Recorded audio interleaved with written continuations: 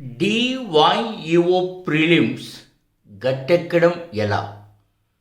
నిన్నటి వీడియోలో ఎక్కువ మార్కులు తెచ్చిపెట్టే సులభంగా సిలబస్ కంప్లీట్ అయ్యే 5 సబ్జెక్టులను ఎంచుకొని వాటిని ఎలా చదవాలో చెప్పాను. ఎవరైనా ఆ వీడియో మిస్ అయిన వాళ్ళు ఉంటే డిస్క్రిప్షన్లో లింక్ ఇస్తాను, ఫాలో అవ్వండి. ఈ రోజున ఎక్కువ మంది అడిగినటువంటి డౌట్, ఏ సబ్జెక్టు ఏ టాపిక్లో ఎలా ప్రాక్టీస్ చేయాలి అని. సో ఈ వీడియో దానిపైన ఫోకస్ చేస్తుంది. Welcome to one and all. DYO exams రాస్తున్నటువంటి నిరుద్యోగ అభ్యర్థులకి కొంత సమయం దొరికింది. వారు టీచింగ్ రంగంలో ఉంటే వాళ్ళకు కొద్దిగా టైం కష్టమే. ఇతర ఉద్యోగాల్లో చేస్తూ ఉన్న వాళ్ళకి కాస్త టైం దొరికింది. టీచర్స్గా ఉపాధ్యాయులుగా పనిచేస్తున్న వారికి మాత్రం డెఫినెట్గా టైం దొరకలేదు. ఈ రోజున కూడా నాకు తెలిసినటువంటి ఉపాధ్యాయులు రాష్ట్ర వ్యాప్తంగా దాదాపు 400 నుంచి 500 మంది ట్రైనింగ్కి వెళ్ళింటారు. వారంతా చాలా టెన్షన్లో ఉన్నారు. ప్రభుత్వం కాస్త స్థిమితపడి దయతలిచి ఒక నెల సమయం ఇస్తే బాగుండని నా అభిప్రాయం. సో దాన్ని మనం ఇతర రూపాల్లో కూడా తెలియజేయాల్సి ఉంటుంది. సో అట్లా మీరు ఎవరైనా తెలియజేయాలనుకుంటే నేను కూడా సపోర్ట్ చేస్తాను, ఓకే. కానీ ఈ మాట అన్నానని చెప్పి ఎగ్జామ్ వాయిదా పడుతుందని ఎవ్వరూ అనుకోవద్దు. ఆ ఛాన్సే లేదు ఈ వీడియో చేసే సమయానికి, రైట్. ఇక నిన్న మనం 5 సబ్జెక్ట్స్ గురించి ఎంచుకున్నాం. ఆ 5 సబ్జెక్టులు క్షుణ్ణంగా ఎంపిక చేసుకున్నాం. అంటే మళ్ళీ అంతా చదవాలంటే సమయం లేదు. ఎంపిక చేసుకున్న వాటి గ్యారెంటీగా మనం ముందుకు వెళ్ళచ్చు. సో మరి టెస్ట్ సిరీస్ ఏమిటి అన్నది చాలామందికి ఒక డౌట్, మమ్మల్ని అడుగుతూ ఉంటారు, బుక్స్ చదివితే సరిపోతుందా అని. సరిపోదు. కారణం ఏంటి అంటే డెఫినెట్గా మీరు ఒక కాన్సెప్ట్, ఇప్పుడు భారత రాజ్యాంగ నిర్మాణము, framing of constitution and Indian పాలిటీలో ఫస్ట్ టాపిక్ అందరూ చదువుతారు. చదివినప్పుడు దానిపైన సరైనటువంటి వ్యక్తులు, మార్క్ మై వర్డ్స్, సరైనటువంటి సార్లు ఫ్యాకల్టీలు తయారు చేస్తే కన్నా డెఫినెట్గా మీకు యూజ్ అవుతుంది. కారణం ఏంటంటే ఇప్పటి వరకు మీరు తెలియనటువంటి ఒక కోణంలో టెస్ట్ వచ్చింది అనుకోండి, దాన్ని ఇమ్మీడియట్గా మీ బుక్లో తీసి చదవడం, లేదంటే మాలాంటి సార్లను అడగడం, నేర్చుకోవడం వెంబడే జరుగుతుందన్నమాట. అది చాలా అవసరం. 10 సార్లు చదివే కంటే ఒక్కసారి టెస్ట్ రాయడం కూడా చాలా మంచిది. నేను చాలామందికి నా వరకు నేను సలహా ఇవ్వదలుచుకున్నాను. కొంతమందికి అది నచ్చుతుందో లేదో I don't know, but that is very very very fantastic and amazing method. First చిన్న సబ్జెక్టుని, ఒక్కొక్క సబ్జెక్టుని 10 భాగాలు, 15 భాగాలు, 20 భాగాలు అవసరాన్ని బట్టి మీరు ఎంపిక చేసుకొని ప్రతి దానిపైన ఒక 10 to 20 క్వశ్చన్స్ మీరు కానీ తయారు చేసుకోగలిగితే ఆ క్వశ్చన్స్ పైన పట్టు వస్తే డెఫినెట్గా మీరు లీడ్ చేయగలుగుతారు. ఉదాహరణకు ఇందాక చెప్పాను కదా, భారత రాజ్యాంగ నిర్మాణ సభ ఖచ్చితంగా ఒక బిట్ వచ్చేటువంటి టాపిక్ కదా. ఈ ఫ్రేమింగ్ ఆఫ్ కాన్స్టిట్యూషన్లో మీకు అందరికీ తెలుసు, క్యాబినెట్ మిషన్ ప్లాన్ చదవాలి, భారత రాజ్యాంగ నిర్మాణ సభకు ఎన్నికలు జరిగినది, తర్వాత రాజ్యాంగ నిర్మాణ సభ ఏర్పాటు అవ్వడం. అయితే ఇదంతా బిఫోర్ ఇండిపెండెన్స్ యాక్ట్ జరిగింది. కానీ స్వాతంత్ర చట్టం 1947 వచ్చిన తర్వాత మళ్ళీ 2 డొమినియన్లుగా భారతదేశం విడిపోయింది కదా. అంటే భారత్, పాకిస్తాన్ 2 వేరు కాన్స్టిట్యూయెంట్ అసెంబ్లీస్ ఫామ్ అయినాయి. అప్పుడు నెంబర్స్, ప్రాతినిధ్యం అంతా తగ్గుతూ వచ్చింది. దానిపైన బిట్ అడిగేటువంటి అవకాశం. వన్ ఇంట్రెస్టింగ్ క్వశ్చన్ తెలుసా, అందరికీ నేషనల్ మూమెంట్లో హైదరాబాద్ సంస్థానం గురించి మీరు డిస్కస్ చేస్తారు. ఆపరేషన్ పోలో, నిజాం గురించి, Nizam Nawab Mir Osman Ali Khan, the 7th Nawab of Hyderabad, prince పోలోటి, ఇది దీని గురించి డిస్కస్ చేస్తారు. But I'm not interested. Hyderabad సంస్థానం తన ప్రతినిధులను రాజ్యాంగ నిర్మాణ సభకు పంపడానికి అంగీకరించలేదు. నెంబర్ ఎంతో తెలుసా? 16 సీట్స్. అట్లా కొత్తగా అడిగేటువంటి అవకాశం ఉన్నది. ఈ రకంగా మీరు ఎంపిక చేసుకొని టెస్ట్ సిరీస్ రాయడానికి అవకాశం ఉంటుంది. సో నేను చెప్పేది క్లీన్గా అర్థమవుతుంది కదా ఇది.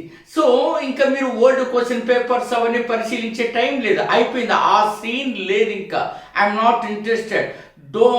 Don't go in to the మనకి ఏంటంటే ఆ ఫాస్ట్ గతంలోకి మనం ఇంకా దూకూడదు, అయిపోయింది ఇంకా. కాబట్టి క్వశ్చన్ అడిగే విధానం. సో నేను ఒక ఉదాహరణ స్పష్టంగా ఇవ్వదలుచుకున్నాను. సో బాగా శ్రద్ధగా వినండి. భారత రాజ్యాంగ నిర్మాణ సభలో ఇప్పటి వరకు అడిగినటువంటి క్వశ్చన్స్ ఏమిటి చెప్తాను, నెక్స్ట్ కొత్తగా మీరు చదవాల్సినవి చెప్తాను. అట్లా ప్రతి టాపిక్కి మీరు లీడ్ అయ్యారనుకోండి, డెఫినెట్గా మిమ్మల్ని రేస్లోకి తీసుకురావచ్చు అన్నది నా అభిప్రాయం. We have 25 years experience. This is doctor Gopal Reddy, doctorate in history. అట్లాగే మేము 40 మూల గ్రంథాలు తీసుకుని పుస్తకాలు తయారు చేయించాం, మీకు అందరికీ చూపిస్తూ ఉంటాను ఆ బుక్స్ అంతా కూడా. సో కన్సైజ్గా బిట్ ఎక్కడ పడుతుందో, అట్లాగే దాదాపు 3000 బిట్లు పై చిలుకుతో టెస్ట్ సిరీస్ ఫ్రేమ్ చేయడం, ఇవన్నీ ఒక ఉదాహరణ. ఎవరన్నా మీరు మీ అంతకు మీరు శ్రమపడడం కష్టం అనిపిస్తేనే మీరు నాతో జాయిన్ అవ్వచ్చు. నేను ఇచ్చేటువంటి ఆ టెస్ట్ సిరీస్ గైడెన్స్ ద్వారా మీరు ముందుకు వెళ్ళవచ్చు. లాస్ట్లో ఆ వివరాలు చెప్తాను. ఫస్ట్ విందాం.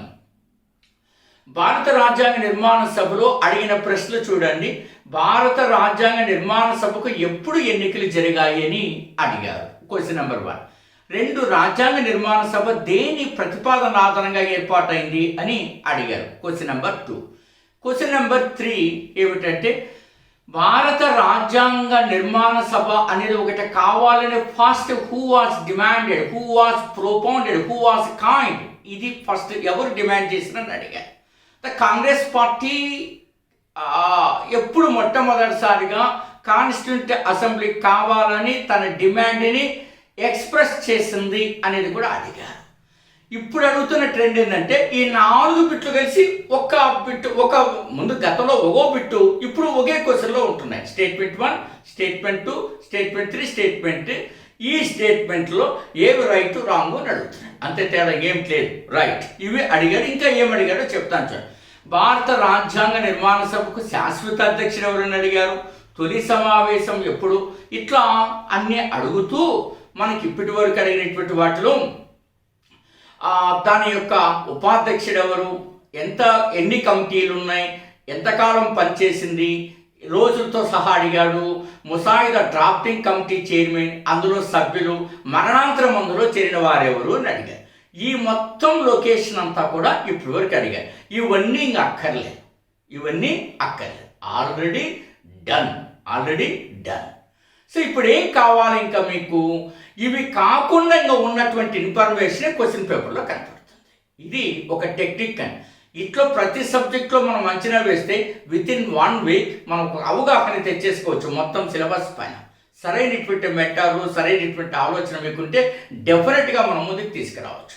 ఇప్పుడు ఏం రావచ్చు దానిపైన పెట్టి చెప్తాను చూడండి. భారత రాజ్యాంగ నిర్మాణ సభలో మొత్తం బ్రిటిష్ ప్రావిన్స్ నుంచి ఎన్ని స్థానాలు ఉన్నాయి, సంస్థానాలు, దాన్ని ప్రిన్సిపాలిటీస్ అంటారు లేదా ప్రిన్సిలీ స్టేట్స్ అని అంటారు. సంస్థానాల నుంచి ఎన్ని సీట్లు ఉన్నాయి, సంస్థానాలు భారత రాజ్యాంగ నిర్మాణ సభలో పార్టిసిపేట్ చేశారా లేదా అనేది ఇప్పుడు ట్రెండ్ అడుగుతాడు. అది ఇచ్చి ఈ స్టేట్మెంట్ వాస్తవమా కాదని అడుగుతాడు. అట్లా అవి 2. నెక్స్ట్ అడగాల్సింది, ఈ భారత రాజ్యాంగ నిర్మాణ సభకు కావలసినటువంటి ఇన్ఫర్మేషన్ గ్యాదర్ చేసి ఇవ్వడానికి ఒక ఎక్స్పర్ట్ కమిటీని కాంగ్రెస్ పార్టీ ఎస్టాబ్లిష్ చేసింది. ఆ ఎక్స్పర్ట్ కమిటీకి అధ్యక్షుడు ఎవరు, కన్వీనర్ ఎవరు అనేది అడిగేటువంటి అవకాశం ఉంది. సభ్యుల సంఖ్య ఎంత అని కూడా అడగచ్చు. Finally the draft was came in to force. అది November 26, 1949. ఇది 3వ పట్టణం కూడా ముగించుకుంది. అప్పటికి ఆ మొత్తం ఫైనల్ డ్రాఫ్ట్ పైన సంతకం చేసిన సభ్యుల సంఖ్య ఎంత అని అడిగేటువంటి అవకాశం ఉన్నది. ఇవి కాకుండా భారత రాజ్యాంగ నిర్మాణ సభ ఇప్పుడు ట్రెండ్కి తగ్గట్టుగా ఆలోచన చేస్తే 2 హోదాల్లో పనిచేసింది. ఒకటేమో రాజ్యాంగ నిర్మాణ సభగా ఒకటి, అంటే దాన్ని ఏమంటారంటే 2 హోదాల్లో పనిచేసిన దాన్ని 2 హోదాల్లో విధులు నిర్వర్తించింది. ఒకటేమో రాజ్యాంగ నిర్మాణ సభగా, 2 శాసనబద్ధమైనటువంటి సంస్థగా. మరి రాజ్యాంగ సభగా అది సమావేశమైనప్పుడు అధ్యక్షుడు ఎవరు, శాసనబద్ధమైన వ్యవస్థగా అధ్యక్షుడు ఎవరు, ఇట్లా ఇన్ఫర్మేషన్. ఈ మొత్తం ఇన్ఫర్మేషన్ ఒక టెస్ట్ రూపంలో మీరు చేసుకుంటే ఈజీ అయిపోతుంది.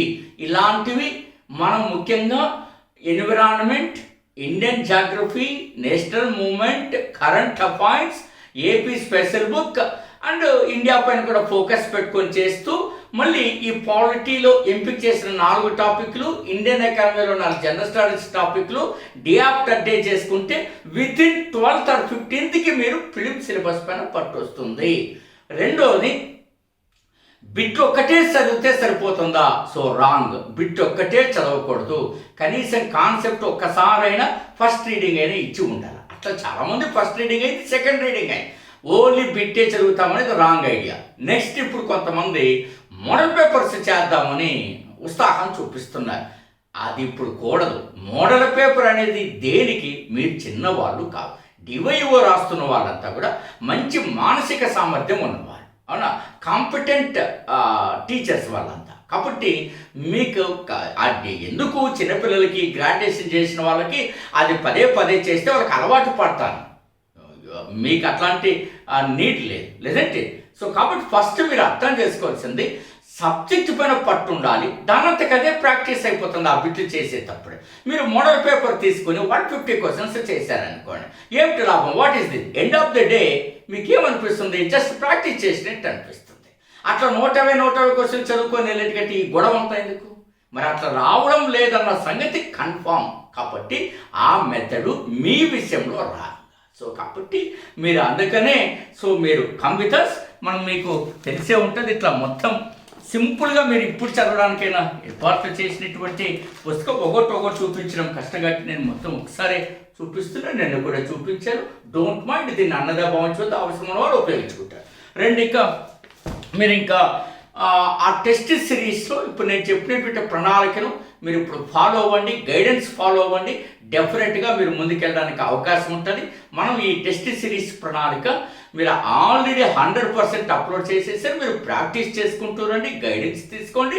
సో తర్వాత మీరు ఈ డెమో పీడిఎఫ్ అండ్ టెస్ట్ కోసం 8074940030కి మీరు వాట్సాప్ చేయండి. వారు అన్ని వివరాలు పెడతారు.